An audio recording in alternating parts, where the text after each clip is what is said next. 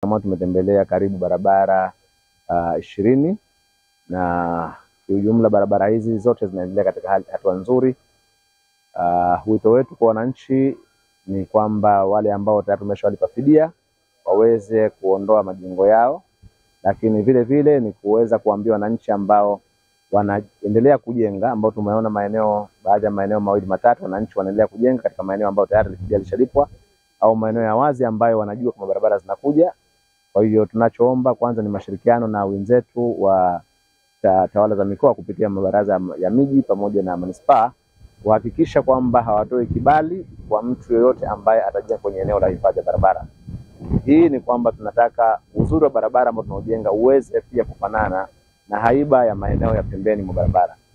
Kwa hiyo niseme tu, kwa sababu ni ziara ya mwanzo, singependa niseme sana kwa leo, lakini zaidi ninachoomba ni ushirikiano na wananchi kuweza kuondoa miundombinu yao kwenye maeneo ya hifadhi ya barabara ili tuweze kufanya kazi hii na kuimaliza kwa wakati uliopangwa. Lakini wapo baadhi ya wananchi hawataki kuondosha miundombinu ya barabara ya majengo yao ambayo iko kwenye barabara, lakini na wapo baadhi ya wananchi wanaendelea kujenga majengo yao kwenye maeneo ya barabara ambayo tayari yameshalipwa fidia.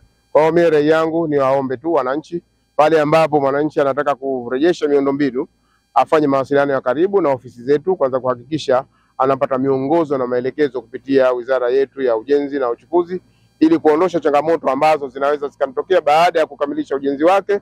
Moja, kwanza wizara itaendelea kuondosha miundombinu hiyo bila kuzingatia gharama yoyote, kwa sababu tayari serikali imeshaendelea na inaendelea kulipa fedha nyingi za umma kwa masuala ya compensation kwenye miundombinu iliyoko karibu ya barabara. Kwa jengo hili ambalo liko mbele yetu hapa ni kwamba litaondoka ndani ya siku 7.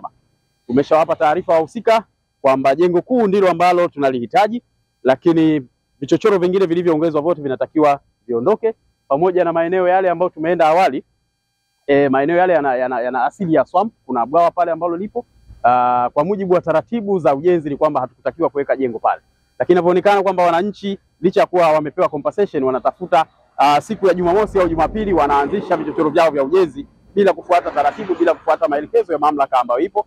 Mamlaka hizi za tawala za mikoa, lakini mamlaka pia ya wizara husika, wizara ya Ujenzi na Uchukuzi, kuhakikisha kwamba maeneo yetu yanabaki kuwa salama na road reserve zetu zinabaki kuwa ziko katika hali kama ile tulokusudia.